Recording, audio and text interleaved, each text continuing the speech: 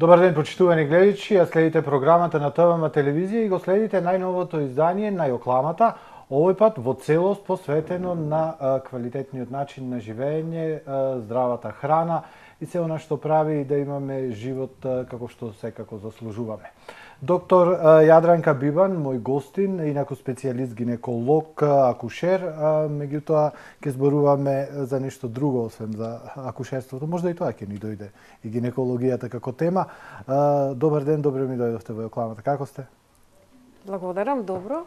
И благодарам што ја овозможивте оваа средба да дадеме некои податоци на гледачите за кои што може би слушнале или може би воопшто не слушнале, но сепак ќе бидат новина или пак на дополнување на она што го знаат и ќе го племенам нивниот животен стил. Ќе си добијат повеќе информации за тоа како да си го подобрат начинот на живење, ако ништо повеќе. Многу слушаме, многу медиумите пласираат, многу се говори за тоа што е пред се ќе почнеме, што се е потребно за да можеме да кажеме дека ние живееме еден квалитетен живот. Што е све потребно? Потребно е прво да бидеме среќни и здрави. Тоа е најважно. Луѓето постојано велат здравје, здравје, здравје, меѓутоа здравјето секако носи и други бенефити, односно ја дава суштината на животот. И кога зборуваме за здравје, јас не мислам постојано само на здравје на телото, туку и здравје на духот, здраво размислување, здрава мисла, значи, здрава животна средина, здрава корелација на односите меѓу луѓето, на односите меѓу луѓето и природата, животните и така натаму и така натаму. Сета таа целина ја чини суштината на животот на човекот, јас како што сакам да кажам во оваа димензија на оваа планета и така. Така. Кога ми бевте пред краток период кога ми бевте гостинка во утринската, се мислев и некако во други насоки ни замина разговорот и не ме прашав за исто нешто што многу ние во медиумите сакаме да зборуваме, не знам колку го разбираме, меѓутоа многу се зборува за таа спознаја на самите себе. Колку тоа игра улога во водењето и формирањето на еден квалитетен живот. Да се спознаеме самите себе, ако ништо повеќе да знаеме што сакаме. Тоа е се во квалитетот на животот. Не можеме да кажеме во процентуална негова улога и застапеност. Тоа е се во животот. Да го спознаеме животот, да ги спознаеме неговите цели и неговите текови. Всушност, тоа е и смислата на живењето. Смислата на нашето раѓање, на нашиот пат низ оваа средина, на оваа планета, на оваа димензија, во овој универзум. Луѓето кои што се спознале себе си, ја сваќат и нивната собствена улога во денешницата, во реалноста. За жал тоа е можеби многу помал процент за разлика од луѓето кои што живеат во некоја хипноза, јас би рекла, во некоја секојдневна динамика која што не ја живеат, туку едноставно поминува таа низ нивните животи, а тие поминуваат покрај нивниот живот. Значи, не го живеат животот, туку поминуваат покрај животот и оптоварени се со работи кои што практично се навистина далеку од суштината на она што би можело да ги направи среќни, она што би можело да ги оствари во овој живот. Кога ќе помине животот, кога ќе изминат тие, да кажам, неколку години, може би 70, 80, 100 и повеќе од 100, многу луѓе тогаш осознаваат или пак сваќаат дека поминал животот, а дека може би требало да направат нешто друго во животот, што ова не го зборувам сега за тие тоа да го доживеат многу панично, тешко и така натаму, но освестувањето и пред завршувањето на животот, освестувањето е окей и е доблест. Колку е субјективна онаа фраза дека сме се изреализирале во животот? Многу субјективна и тоа зависи од спознанието. Многу луѓе си поставуваат цели и ги остваруваат. Практично и така некако на тој начин тече животот. Се поставува цел, се остварува, потоа друга цел се остварува, трета цел се остварува. И луѓето не сваќаат дека нема крај на тие цели. Нема крај на тие проблеми кои што се јавуваат во остварување на тие цели. Ама тоа е пак суштината на животот. Ако има среќа по тој пат, по бркање на тие цели, тогаш можеме да кажеме дека сме се изреализирале со успех, ето, или... Зависи која е сваќањето за таа димензија на среќа. Различни луѓе, различни облици на среќа ги прават среќни. Да. Некого го прави среќен позитивното, некого го прави среќен предизвикот. Некои ги прават авантурата. Некои пак едноставно сакаат да мируваат и да гледаат, да сведочат како животот поминува. Така. Спомнавте дека во денешно време многу стануваме, ајде да кажам условно, стануваме робови на тие навики, на тие повторувања, рутина.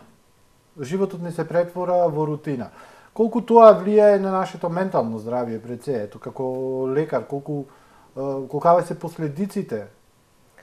Одстануваме, одиме на работа, се враќаме и тоа се оди до бескрај. Имаме неколку слободни денови или имаме еден слободен ден во неделата и сега како да го искористиме? Обично никако. Значи во мојата сега не знам што ќе направам еден ден и ништо не правам.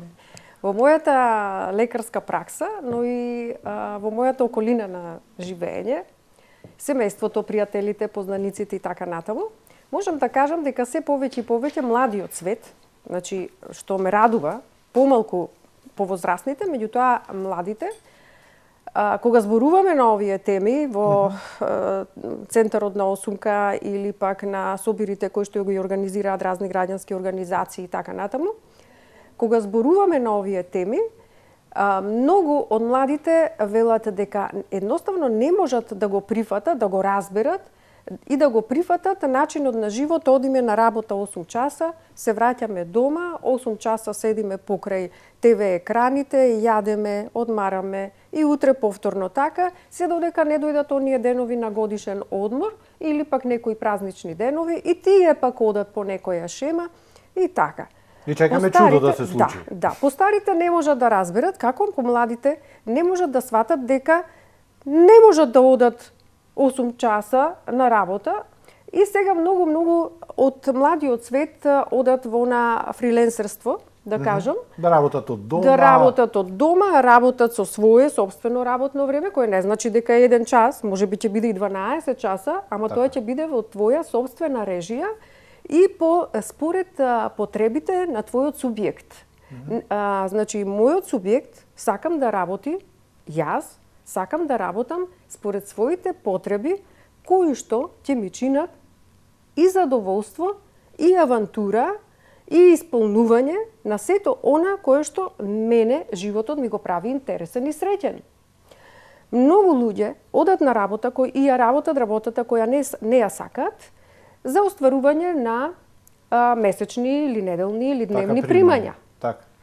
Така што тие луѓе работат, нивната цел е остварување на пари, значи во кои што гледаат екзистенција, наместо остварување на животот. И сега многу луѓе, кога јас ова ќе го кажам, велат дека ама и ние знаеме дека е така, ама не можеме.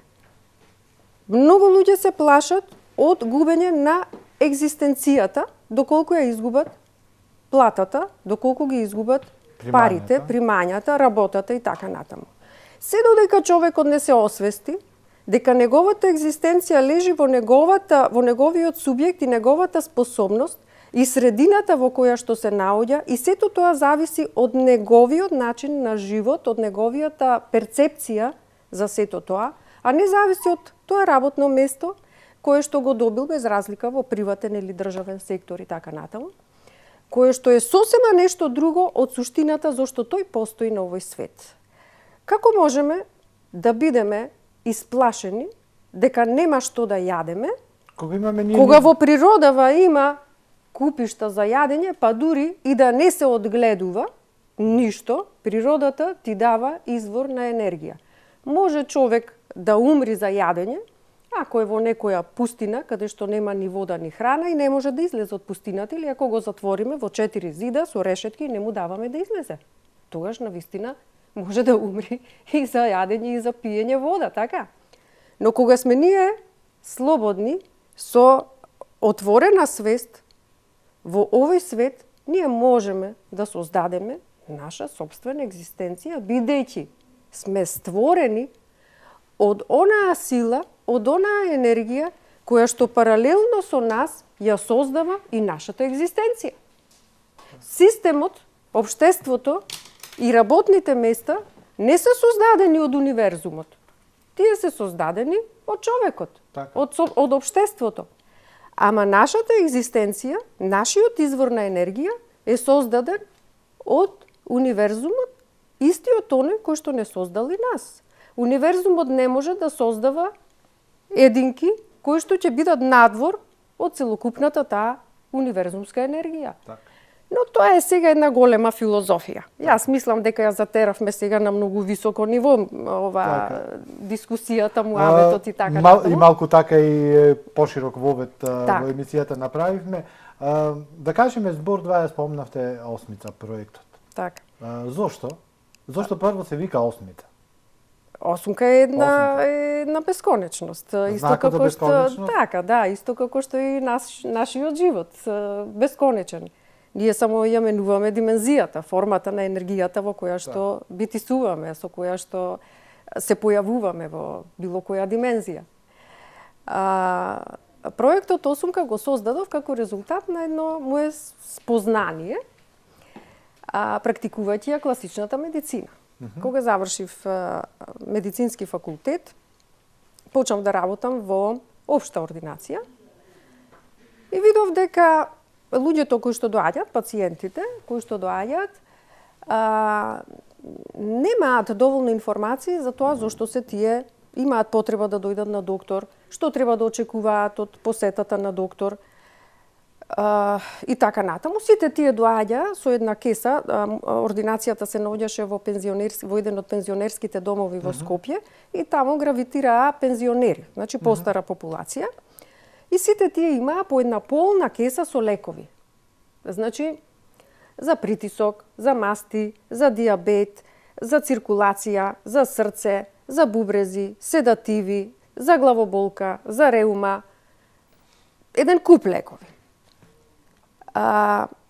И кога јас ќе посакав да им објаснам дека не е животот не можеме ние да го живееме животот со лекови, него животот треба да се живее најнормално, без лекови. Не е староста поврзана со лековите неминовно. Значи, ако е човек стар, не мора да зема лекови, може да биде стар. Или не мора да зема толку лекови. Апсолутно.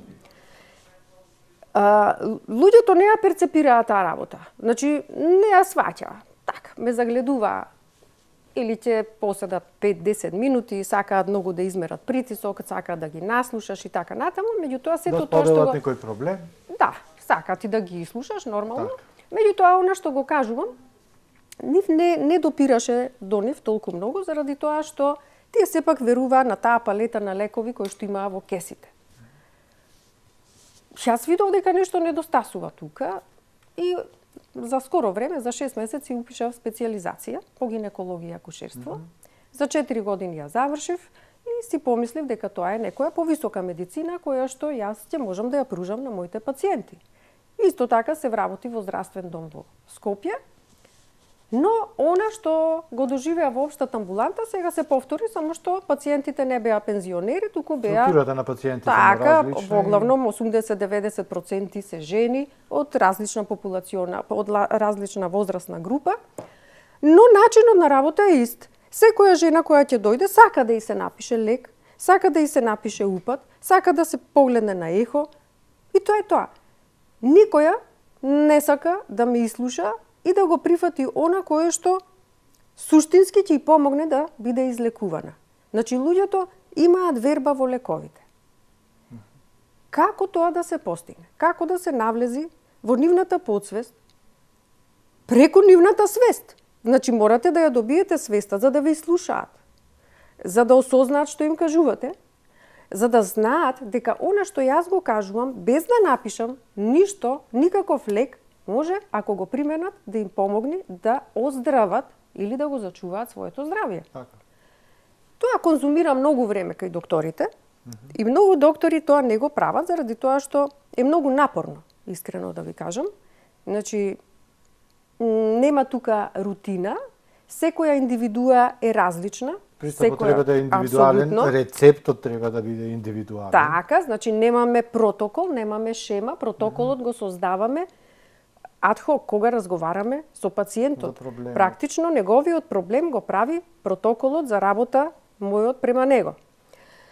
И тоа е многу напорна работа, бидејќи тука го вклучува не само пациентот како тело, туку го вклучува целиот негов живот, неговата духовност, неговата мисла, начинот на размислување, неговата животна средина, релацијата со блиските, подалечните, неговото минато, сегашност, неговата перцепција за иднината. Тоа е многу комплексна работа, која што лекарот би ја работел, ако денеска може тој да прегледа рутински 50 пациенти, таква работа може со 1 или 2 денес. И тука веќе се надоврзува оној комерцијален момент кој што е многу неатрактивен за лекарите.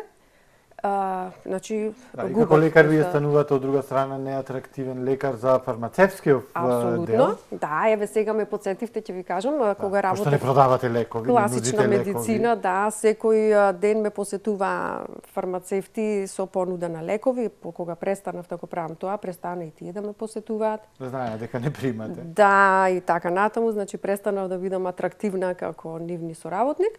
Што нешто што е нормално и очекувано. Меѓутоа, кога ми бевте гостинка, кажавте дека медицинава има една сосем друга улога, дека во рете доаѓа моментот кога треба да се препишат лекови, доаѓа момент кога пациентот треба да прима лекови, онај да го користи нетрадиционален момент на лекување, меѓутоа и за тоа има време. Така е. Значи, јас како практикант на медицината, професионално, не можам да негирам ја негирам потребата од фармација. Значи не може, значи пациентите има моменти кога ние мора да ги примениме тие препарати и не само ургентни состојби, можеби и подолгорочни, но сето тоа да биде контролирано и секогаш да оди паралелно со она главното, едукација на пациентот, како тој да ги смени животните навики за да се спречи причината за појава на неговата болест. Значи, како сега вака да појаснам и за гледачите. Ако некој доаѓа со бронхит, хроничен бронхит, и сега тој оди постојано на лекар, кашла, исплукува, се гуши, не може да се качи по скали, не може да заврши некоја физичка работа, од секојдневие, не велам сега ексцес на некој, али од секојдневие. И сега тој постојано доаѓа со проблем. И сега му се дава, например, од препарат, фармацевски препарат за искашлување, за проширување на дишните патишта, за болки и така натаму, антибиотики и така натаму, но неговиот проблем нема никогаш да исчезне ако тој е пушач и не смогне сили да ги остави цигарите. Кратко и јасно. Значи, ако цигарите останат тука, сега и не само цигарите, туку и некои работи, ајде ако сакате да навлеземе повеќе во она што јас го имам како истражување, значи од исхраната кои што создаваат состојба на инсуфициенција, на немоќност на плуќата да ја изврши својата работа, значи се многу компоненти од исхраната, особено од животинската храна. И ако не го научиме пациентот дека таа работа доведуваат се причини за хроничниот бронхит, тогаш џабе се сите тие фармацевски препарати. Што може тие да направат? Тие може само на одреден период да ја намалат симптоматологијата, но после известно време, после месец дена или пократко или подолго, ќе има пациентот потреба да зема уште други препарати за да сега ги побие негативните ефекти од овие првите. И најлончето со лекови се повеќе се зголемува и за 2-3 години имаме еден пациент кој што си ја носи торбата со лекови кај да оди. Заглавивме со ова со фармација, меѓутоа мене е многу интересно, исто гледам еден куп реклами за најразлични суплементи и баш си размислував, си викам, па мене не ми е потребна храна, ќе си земам една рака од овие таблети, една рака од овие суплементи, од овие тоници, од овие капки, супер. Значи, суплементите... Готвење нема потреба. Па така му доаѓа. Суплементите... Ако заменувало не знам шо, ова заменува не знам шо, ова заменува не знам шо и... А за воздухот замена? Решен проблем. И за тоа ќе најдат некој, ќе флашираат нешто. Така е, навистина. Значи, суплементите си најдоа многу добро поле за комерцијална работа. Значи, многу добро поле. И сега јас навечер кога ќе седнам, не гледам многу телевизија, искрено да ви кажам, ама одредени проекти, одредени проекти, така кои што сум си ги одредила, сакам да ги видам, ете ги пратам, ако не на ТВ, тогаш на YouTube и така. И се појавуваат реклами, колеги мои, фармацевти, лекари, така, во бели мантили препорачуваат суплементи. Значи, тоа го подига имунитетот, тоа го подига, го спречува диабетот. Значи, како суплементи, тие имаат, најверојатно според политиката на рекламирање, се послободен простор за реклама има. Јас го разбирам комерцијалниот фактор од аспект на неопходен за работа, и на телевизиите, и на луѓето кои што ја работат таа работа и така натаму, и така натаму. Но една работа не можам да разберам. Професионалец, доктор, па и фармацевт нека биде, не може да излезе на телевизија и да кажува дека тој препарат ќе му помогне на пациентот, а тој прво не се информирал пред се. Информација на докторот му дал фармацевтот кој што го произвел препаратот. Но ти за да дојдеш до вистината, си доктор, треба да истражуваш. Сега ајде малку јас на почеток што затоа 8 часовно работно време не е компатибилно со човек кој што е самосвесен. Значи 8 часа одиме на работа, таму доаѓаат, имаме протоколи, имаме фармацевти, имаме начин на работа. И тој човек 8 сати работи по еден тертип, по еден матрикс е влезен. Ама ако вие се ослободите од тоа 8 часовно работно време, тогаш вие можете да истражувате, сами да истражувате и да дојдете до голема вистина. Јас како доктор дојдов до вистина дека тие суплементи, а таа вистина се базира исто така на научни истражувања. Мои колеги од цел свет тоа го практицираат, го прифатили и така натаму врз основа на докази. Дека не само што не користат, туку се и штетни.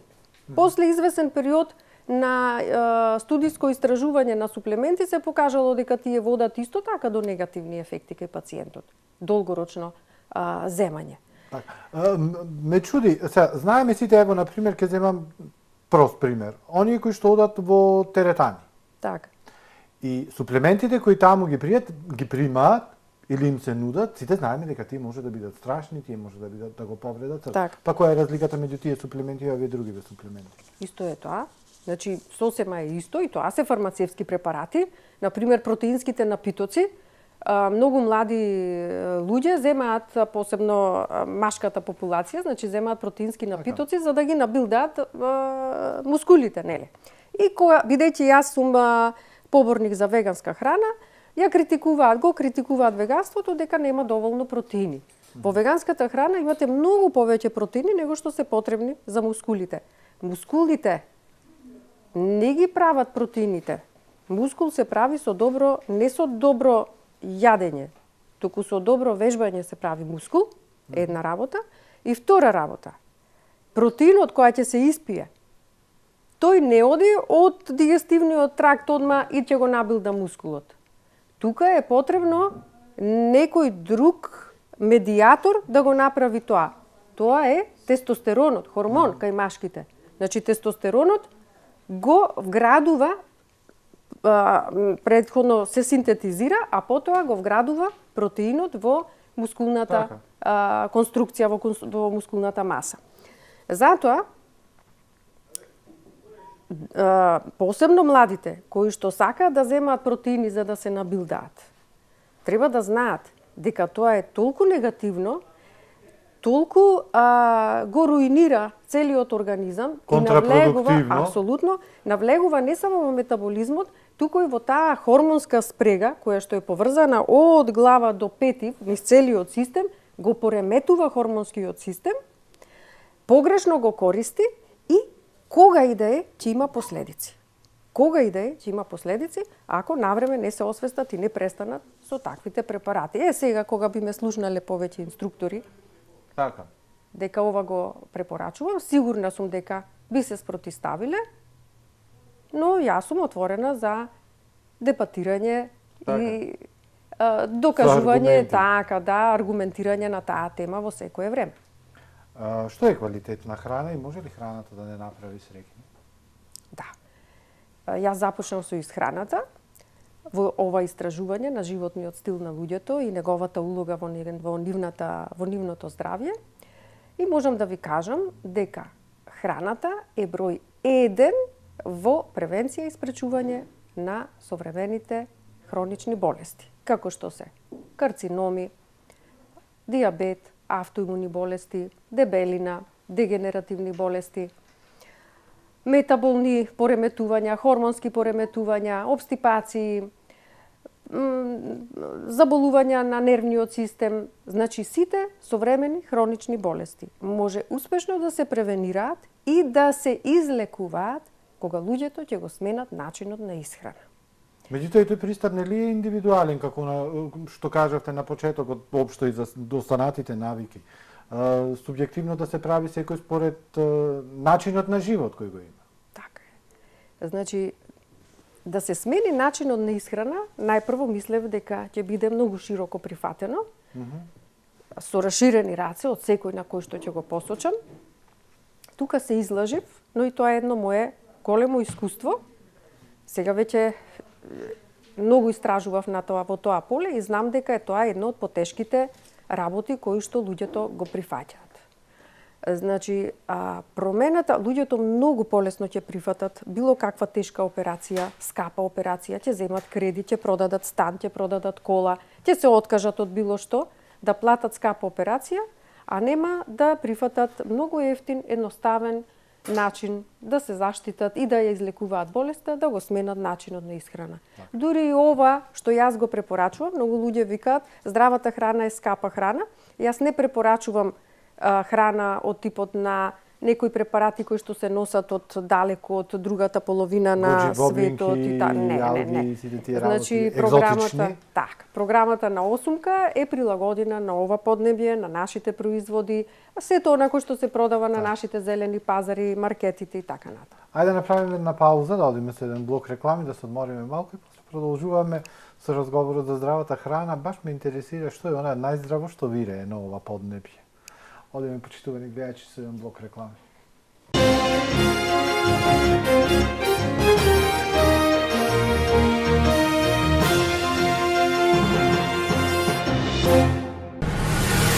Сакате врвен квалитет? Ала Компани е вашиот одговор. Најниски цени за ПВЦ прозори и врати од оригинални Саламандер профили. Произведуваме 120 прозори дневно со првата линиска машина во Македонија. Совршена прецизност во изработката и брза достава е нашиот заштитен знак. Квалитетниот оков е гарантиран од германската фирма Зигенија.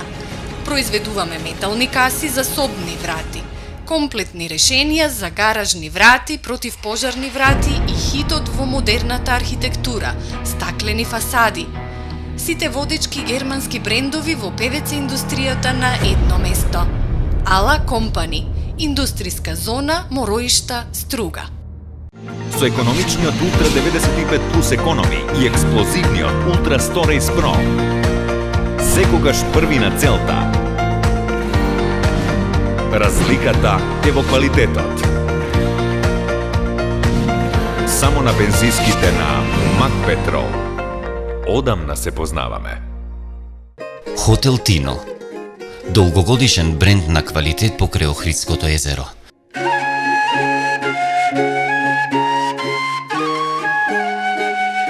Уживајте во богатството на вкусови од македонската национална кујна, во пријатен и топол амбиент.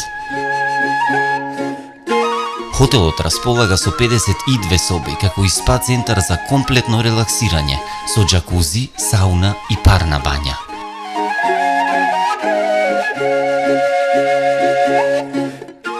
Најдобрите вечерни забави со акустична музика, врвна услуга и одлично вино за кои долго ке раскажувате. Ви нудиме убави моменти со вашите блиски. Хотел Тино. До напредок во работата со ХТЗ опремата од Напредок Комерц. Заштитете ги своите работници, но имајте и свој заштитен знак со препознатливи униформи и работни облеки за индустријата, медицината, земјоделството и угостителството. Нудиме и униформи за агенциите за обезбедување, маскерни униформи, обични поломајци и најново, гумирани униформи отпорни на вода и ветер. Брендирање со везење на вашиот заштитен знак со одличен квалитет. Напредок Комерц, Струмица. Традиција и квалитет. Преку 50 годишно искуство. Житолеп Охрид. Житолеп Охрид ви нуди широка палета на производи од сопствено производство. Житолеп Охрид.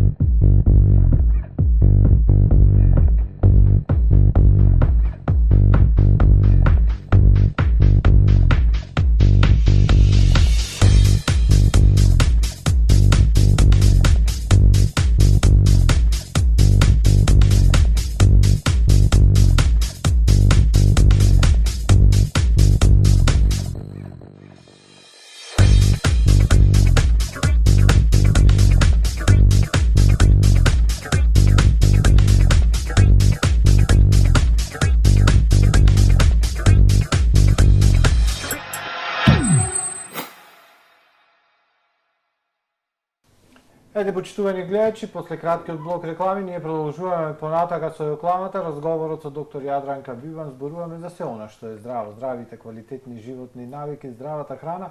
И првиот дел од разговорот тук ми го завршивме, впрочем не го завршивме, го започнавме со разговорот поврзан со здравата храна и докторката кажа дека си имаме ние овде храна и производи земјоделски и секакви некакви кои што можеме да ги користиме, не мора да увезуваме екзотични. И впрочем и дизајнирани сме за ова поднебје, така да храната би требало тука да ни е најсоодветна за нас. Така е.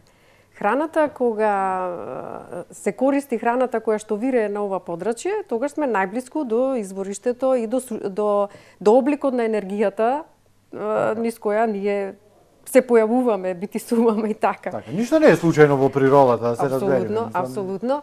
Јас секогаш ги советувам луѓето, значи кога ќе ме прашуваат, значи која храна е здрава, таа храна во која што не само вирее во нашето подрачје, туку и е актуелна за таа сезона. Значи јаболката ги има така на есен и ги имаме во зима. Стојат тие неколку месеци на ладно и така. Напролет ги имаме оние ситни плодови, например имаме јагоди, почнуваат дренките, нели, рибизли и така натаму. Значи, таа храна во периодот кога зрее, тогаш е добра за нашиот организам. Тоа кинезите го имаат, азиските народи, не само кинезите, и јапонците и така натаму. Значи, во нивната традиционална исхрана и во нивното сваќање за начинот на исхрана многу убаво го имаат објаснато. Значи, таа е јин и јанг енергија, така која што се совпаѓа со целокупните универзумски промени, значи со целата таа космичка енергија и незиното движење. Например, ние погрешно правиме кога во зима јадеме јужно овошје. Така, портокали, банани, мандарини, така натаму. Така ни кажале дека има витамин С, па да, ама тие пак како јужно овошје во зимата кај нас повеќе ги во зимскиот период повеќе и поевтини се, може така, поевтини да се најдат во маркетите. Многу веројатно. Да. Но во зимата нашите ние на пример на ова подрачје што треба да јадеме? Значи јаболка,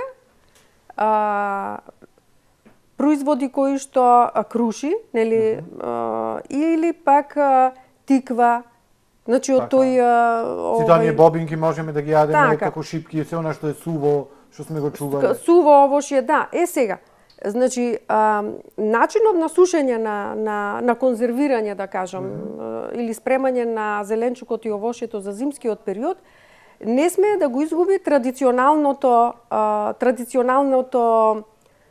нивно пакување, како да кажам, традиционалниот процес на нивна преработка. И оние суви овошја кои што ги купуваме од така наречените маркети за здрава храна, како суво грозје, суви урми и така натаму, значи мора да внимаваме да немаат додатоци, конзерванси, премногу шеќер и така натаму. И минатиот пат кажав, значи јас потекнувам од Дебарца и сега се враќам во Дебарца како жител и така, иако многу голем период од годината сум поминувала во овие подрачја. Како дете имам растено по цело лето во село и гледав како баба ми и постарите ги подготвуваат тие работи за во зима. Значи, исклучиво, таа ги викаше шушенци. Шушенци, крушите, јаболчињата и се нижат тие, сецкани, се нижат и се сушат. Тоа е вистински здраво суво овошје. Тука нема додаток на шеќер, нема додаток на никаков конзерванс и тоа е вистински здраво суво овошје кое што треба да се јавите како компот или додаток на некои други рецепти јадење во зимскиот период. Додека сето она што е засладено, како на пример или пак сладката што ги прават некои домаќинки со многу шеќер, тоа не е толку здраво. Иако би рекла дека кога одбираме сега, кога веќе ме прашувате за здрава храна, значи она што јас можам да го порачам на гледачите е да се исфрли колку може повеќе животинската храна и во летниот и во зимскиот период. Тука спаѓа месо, месни производи, животинско млеко. Меѓутоа, за сладкова конкретно, меѓутоа и домаќинкиве стари биле мудри. Сладкото не се јадело како сега нон-стоп. Се знаело, се имало дозата била определена. Така. Па тоа е сега ова потрошувачко општество и голема понуда на производи и поголемо изобилство. Некако ги изманипулира луѓето, им ги измести нивните здрави животни навики во еден лош смер. Така да сите тие урокреми кои што се нудат на децата, јас знам во мое време можешме да земеме едно многу мало пакување урокремче и тоа еднаш два пати неделно, а сега по цели кутии урокрем децата како поминува времето, амбалажата се поголема, количината станува се поголема и поголема. Меѓутоа вистински дебати се водеат, баш спомнавте сега пред малку за адитивите. Вистински дебати се водеат на социјалните мрежи. За сите тие со некои бројки и букви ги имаше 7 или 14 кулкуба кои што биле, не знам, после извесен период станувале веќе и смртоносни за внесување. Како треба да го направиме и кој е вистинскиот избор? Ако сме се одлучиле, ето традиционално, вие сте веган, го користите, мислам, го практикувате тој начин на живење, меѓутоа ние останатите, кои што остануваме на овој традиционален воз, како да го направиме вистинскиот избор? Со оглед на тоа дека и покрај тие производи има и други производи кои што верувам дека може да ги јадеме. Значи, најпрво е најважно одлуката. Значи, јас одлучувам да го сменам мојот животен стил. Кој колку ќе успее, зависи од тоа колку се вложува.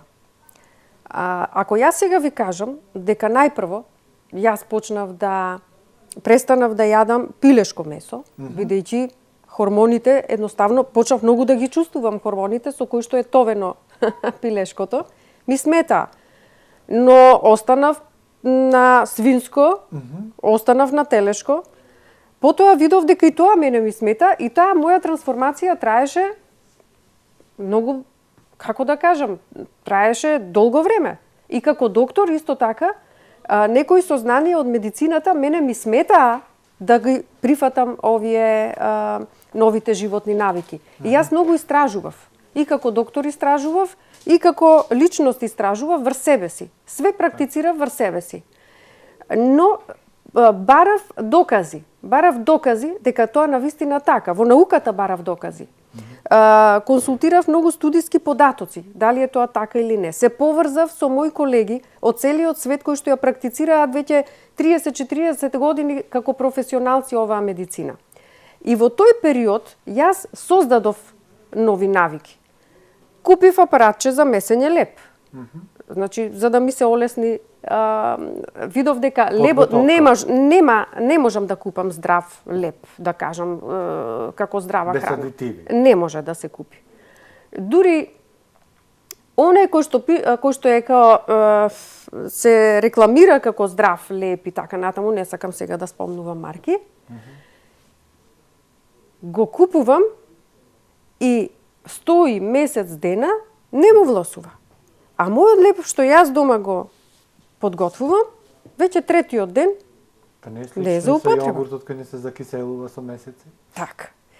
Така што, исто така консултирав технолози кои што се бават со тоа и велат дека дури во органската храна е дозволена одредена количина на адитив, конзерванс. Добро. Сега, имајќи во предвид целото ова комерцијално движење, целата ова економија на светско ниво, сега не зборувам јас на ниво на Така. државата, значи не можеме да бидеме сигурни во понудената здрава и безбедна храна. Значи не можеме да бидеме, и тоа е факт. Сега кој сака нека ми се спротистави. Имам разговарано и со луѓе кои што навлегле во истражување, и со технолози, и со инспектори, и со луѓе кои што се запознали со тој HACCP систем и така натаму и така натаму. Значи никој не може да ти гарантира дека тоа е навистина здраво. Ама тоа сега не значи дека ние треба да се исплашиме и да не знаеме што да јадеме. Кога Така или да заглавиме во онај лавиринт на читање на све и свашта што има по производите, а ова имало олко, ова не го земам ради тоа што имало тоа. Така. И сега луѓето многу се плашат. Ама ова има тоа, не се... Или па, видете, која ќе се повине на вегански начин на исхрана, автоматски организмот се ослободува од токсините за 16 пати. Значи, тоа е еден голем чекор. Значи, ако јас исфрлам месо кое што е хрането со хормони, со антибиотици, со ГМО храна и така натаму, значи сето тоа кој ќе се исфрли животинската храна, која што е многу потоксична, многу поалергогена и многу поканцерогена, која ќе се остане на растителна храна, која што е и конвенционално одгледана, не мора да е органска, организмот за 16 пати го намалува интоксикацијата и внесување на токсични материи. Која ќе се постигне, тоа е огромен чекор во еден нов живот и нов животен стил. Колку има врска во оние проценки, тоа е сега слушам често пати, модерно, алкална средина, кисела средина во организмот? Алкалната средина, значи нашиот организам... Алкалната како здрава средина, организмот, телото да го направиме алкално со тие рецепти за сода бикарбона и други препарати. Тоа малку смешно е да ви кажам. Значи, нашиот организам е слабо алкален. Значи, средината и метаболизмот тука најдобро се одвива. Значи, во слабо алкална средина.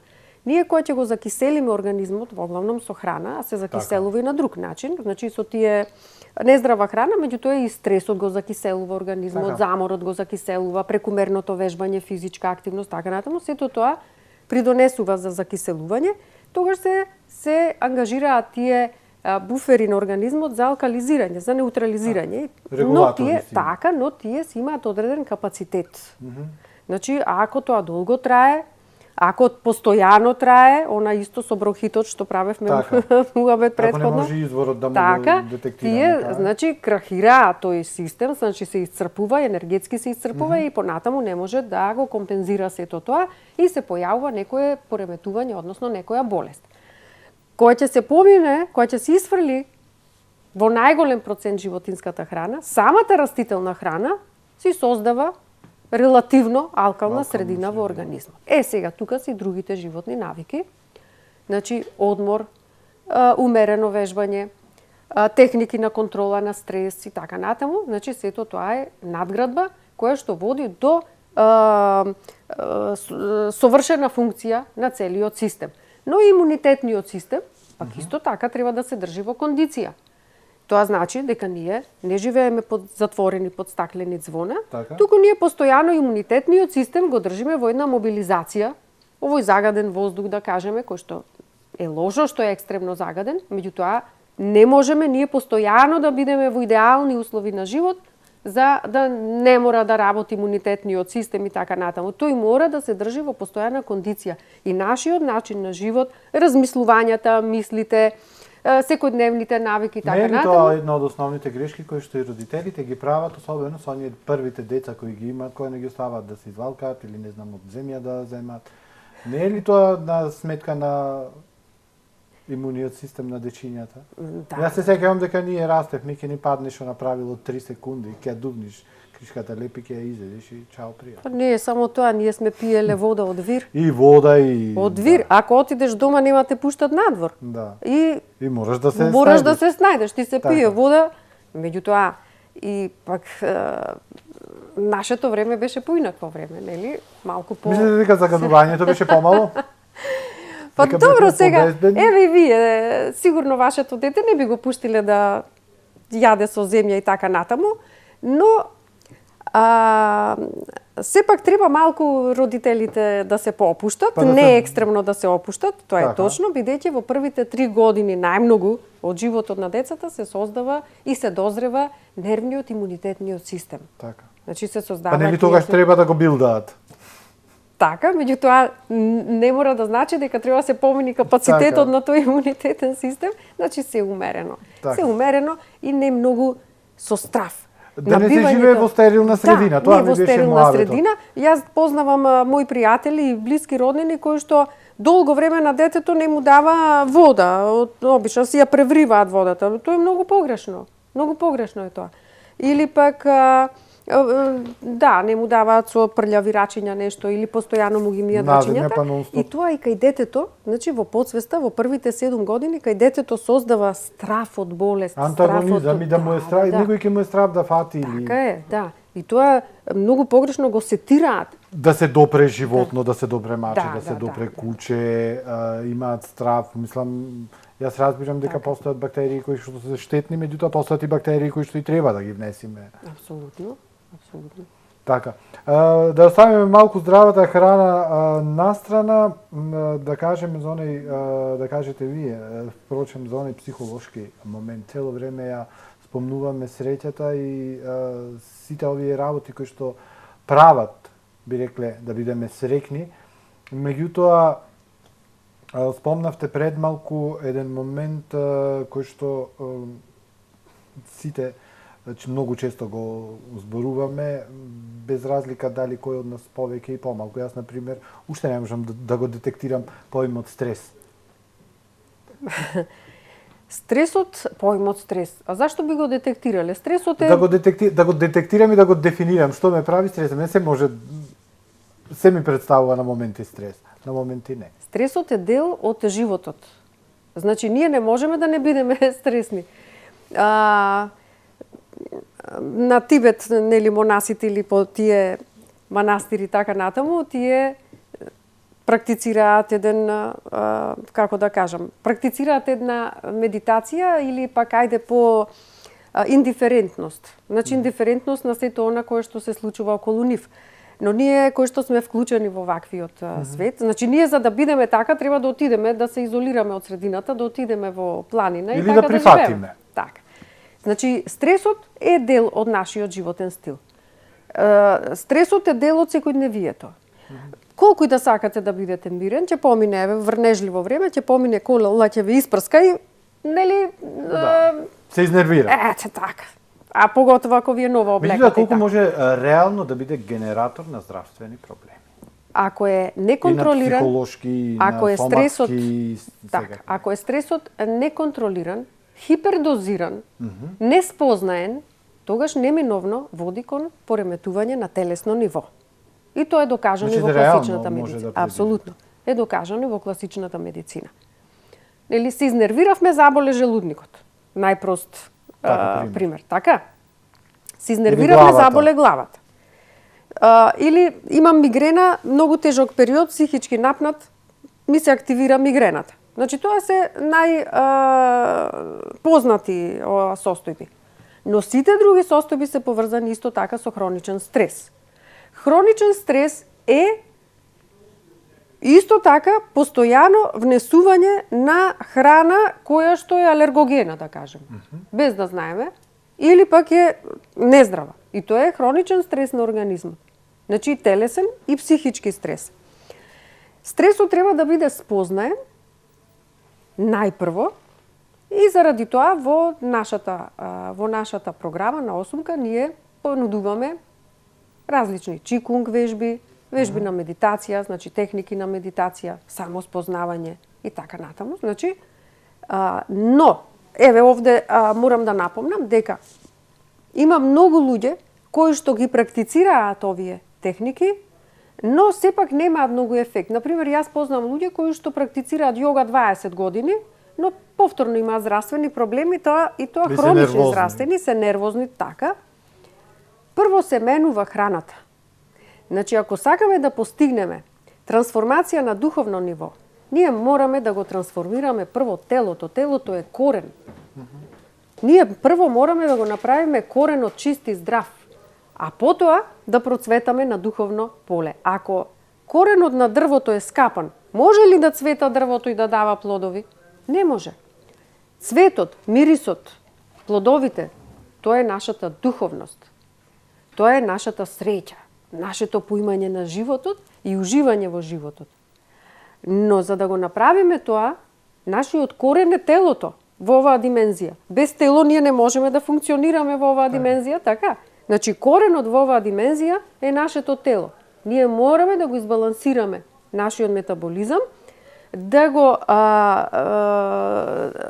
го донесеме на она базално ниво, каде што нема да биде искомпромитирано од било што, од токсини и така натаму, за да можеме здраво да функционираме на телесно ниво. Кога нашето тело ќе биде здраво, тогаш сигурно ќе доживееме и трансформација на духовно поле. Так. Сигурно ќе доживееме. И тогаш се многу поефикасни сите тие методи на практицирање на медитации, чикунг вежбање, или било што, јога и така натаму. За самиот крај од разговоров, колку кажавме за храната, кажавме за начинот на исхрана, меѓутоа колку ја користиме, колку природата и враќањето кон природата може да ни помогне? Многу.